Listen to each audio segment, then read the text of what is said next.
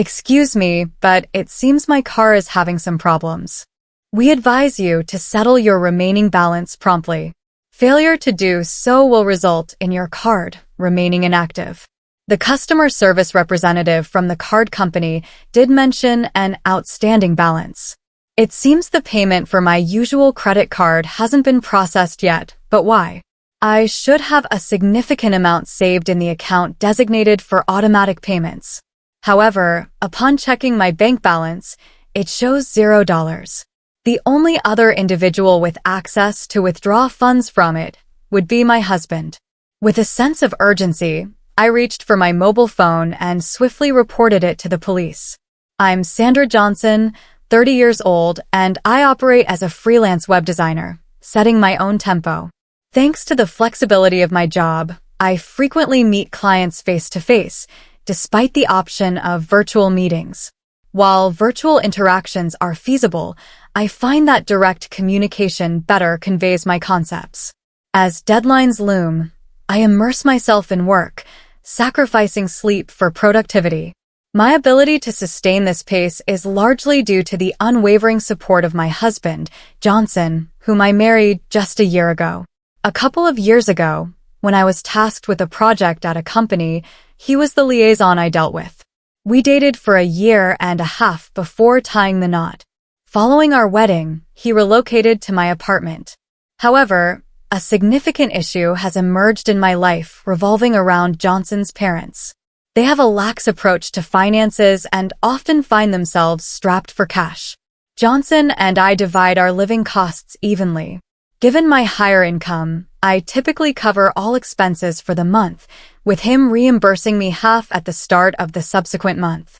However, when I mentioned this month's expenses to Johnson as usual, he seemed annoyed and remarked, "Look, money's a bit tight right now.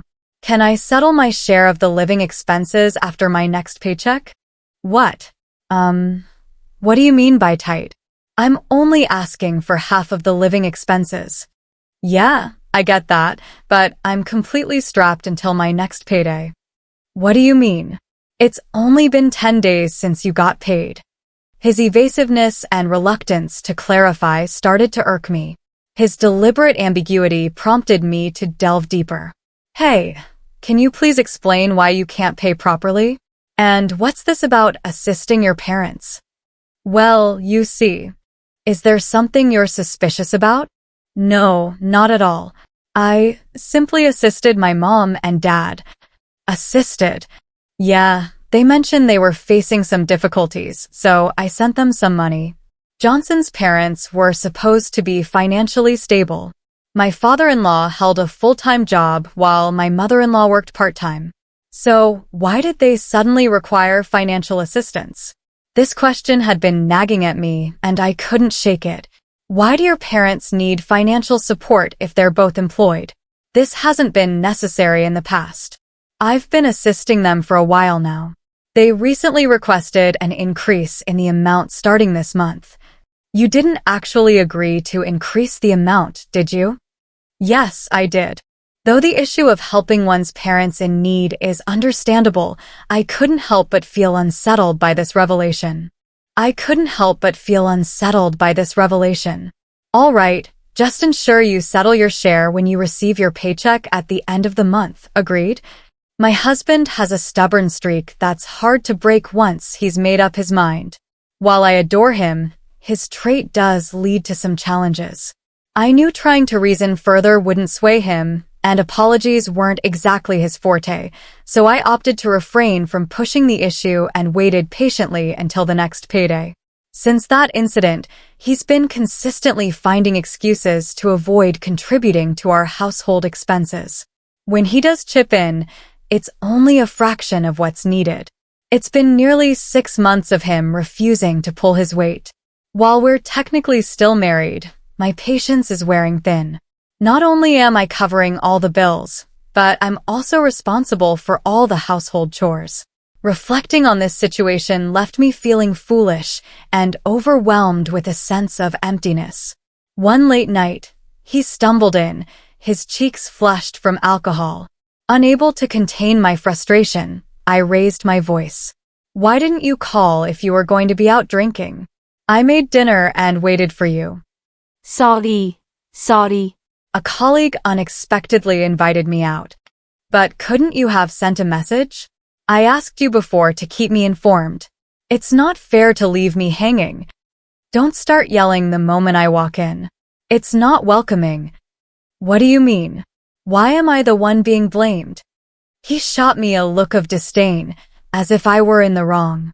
His attitude infuriated me, and I confronted him. How can you afford to go drinking when you can't even contribute to our bills? I can enjoy a drink occasionally. I'm exhausted from working every day. So am I. I handle all the household chores. If you can't contribute anymore, can't we stop sending money to your parents? What? Why? That's my family's business, not your concern. And what about us, Johnson? Aren't we family too? What am I to you, living here with you after we got married? This is so irritating. What does it matter? You earn more than I do anyway. Why does he feel so entitled? The only reason Johnson can live comfortably is because I'm shouldering all the expenses. Would a simple thank you or sorry for the inconvenience be too much to ask? I was left speechless by his irrational arguments. I couldn't fathom his arrogance. Given our escalating tempers, I realized a rational conversation was unlikely and suggested, let's revisit this tomorrow. The following day, while preparing dinner and awaiting his return, I heard the front door creak open. Welcome home. I called out but received no response. Then, the living room door swung open and in walked my husband with his parents. Mom, Dad. What brings you here? With a smug grin, my husband interjected, my parents have something they want to discuss with you. To discuss with me? Come on, Mom and Dad, let's get to the point. Prompted by my husband, my father-in-law began, looking apologetic. Apologies for the sudden visit. We've come to talk about the financial support Johnson has been providing us. What's this about? I asked, surprised. Could you please ease up on Johnson? My father-in-law continued. What? I blurted out, completely bewildered. Then, my mother-in-law, who had remained silent, spoke up. Sandra, Johnson has been sending us money each month, thinking of our well-being. It's unfair for you to accuse him. What are you saying? Accusations? All I'm asking for is our living expenses to be managed properly. Listen, Sandra, my father-in-law said. I hate to bring this up, but we're practically family, aren't we? If your own family were struggling, wouldn't you lend a hand? What? That's what anyone would expect, right? Your father-in-law and I have been experiencing financial strain lately, so we rely on Johnson to continue supporting us. Therefore, you should handle all the living expenses for both of you. It seemed they assumed it was only natural for me to shoulder all the costs. Unable to tolerate it any longer, I lashed out. Enough is enough. What do you think I've been doing? Managing all the household chores and covering every living expense. How is that fair? Isn't it what married couples do, support each other, right? Or are you just that selfish? Upon hearing his mother's taunt, my husband, sitting beside me, couldn't suppress a chuckle. That evening, despite my efforts to reason, they remained obstinate. They finally departed well past 9 p.m. Once they were gone, my husband abruptly handed me signed divorce papers. In disbelief, I questioned, "What's this?" "It means exactly what it says," he retorted. Peering down at me, he declared, "If you persist in defying me, I'll end our marriage." Are you serious? Absolutely. If you don't want a divorce, then simply obey. Your role is to follow, not lead. I knew I should have stood my ground, but I felt utterly drained. Perhaps trying to reason with Johnson before the situation worsened was futile. Perhaps divorce was the only option. The decision was swift. The following day, I signed the divorce papers Johnson had given me and headed to City Hall. The documents were processed, and just like that, I was single once more. Now that I'm finally liberated, I'll soon find my own place and embrace independent living. Feeling rejuvenated, I opted to indulge myself with a shopping trip to the department store. Working predominantly from home with outings limited to client meetings, it had been quite some time since I splurged on myself, especially given the recent strain of covering all expenses. Today, however, I've decided to treat myself with that resolve. I ventured into the women's clothing section. After trying on a couple of dresses, I settled on two favorites. At the checkout, as I handed over my credit card, the cashier's troubled expression caught my attention. I'm sorry, ma'am. It seems we're unable to process this card. What? That's impossible. I've used it recently to purchase a new tablet for work without any issues. Why the sudden problem now? Racing home, I dialed the card company's number. Upon explaining the situation to the operator, she delivered startling news. We require immediate payment of the outstanding balance, or your card will be rendered unusable. Outstanding balance, indeed. Last month, we were unable to debit your card usage from your account. Is this plausible? Please verify your bank account balance after ending the call. I swiftly accessed my bank account online. The very account from which my card draws funds, initially reserved for personal savings, now solely serves my card transactions. If memory serves, there should be $5 million within. But the balance read zero. Just before the card's due date, the entire $5 million had been withdrawn. What on earth was happening? A chilling suspicion gripped me. Could it have been Johnson? But who else had access? Our bank book and ATM card were stored together, only accessible to the both of us, meaning Johnson was the only other person who could have withdrawn from my account. I waited for his return. Then, I confronted him. Hey, did you withdraw money from my account? He smirked, let out an exasperated sigh, and replied, clearly irritated, Oh, you figured it out. Thought I did a pretty good job of covering my tracks, huh? I can't believe this. Why would you do that? Why, for my parents, of course. I gave them your $5 million.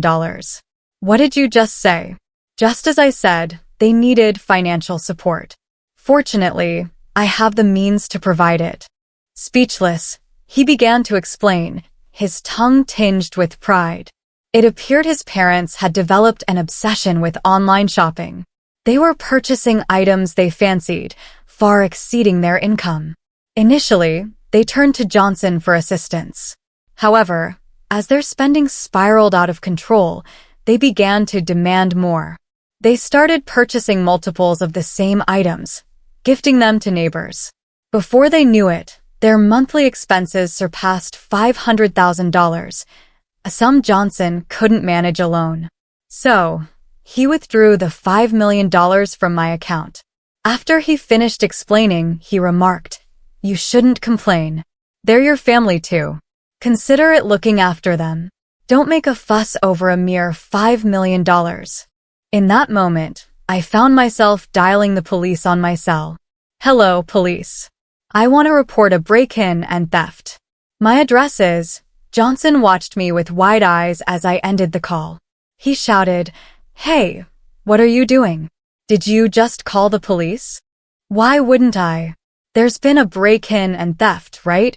Calling it theft is exaggerating. This is my house, I firmly reminded a flustered Johnson. We're no longer a couple. In fact, I'm the one renting this place, so technically it's not your home, is it? We're not together anymore. Remember the divorce papers you signed yesterday? I've already submitted them. So, in other words, this is my place, and you're just a stranger here, an intruder, right? You've got to be kidding me. Call them back and cancel the report. Waving my phone angrily at him, I warned, If you lay a finger on me, I'll call the cops again. Just so you know, they're already on their way. You can't escape now.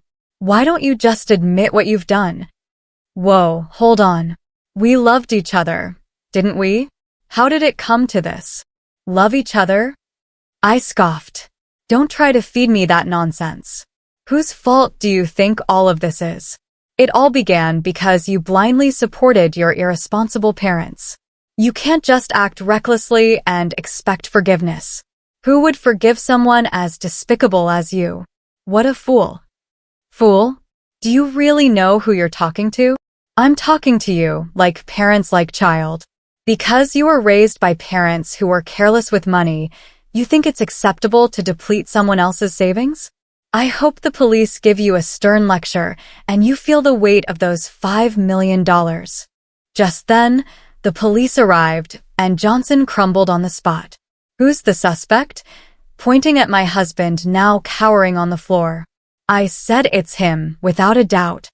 All right, let's go. You need to come in for questioning, the officer commanded. All I wanted was to support my parents, but my pleas fell on deaf ears, and Johnson was escorted away by the police. However, the authorities deemed the incident a civil matter, explaining they couldn't intervene.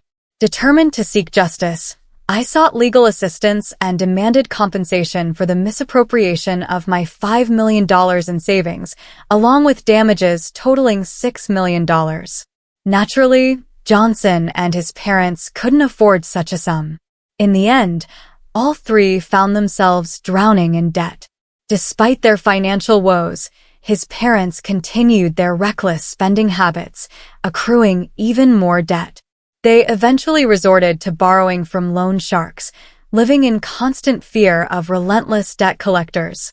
Desperately trying to remain unseen, on the contrary, I made the bold decision to sever all ties with Johnson and relocated to a new apartment. Fortunately, my career began to thrive, and my income surpassed my wildest expectations. Since parting ways with Johnson, everything in my professional life fell into place. In hindsight, I regret not divorcing him sooner. Despite the failure of my marriage, I recognized that my life was far from over. Taking lessons from this experience, I resolved to exercise greater caution in my future endeavors.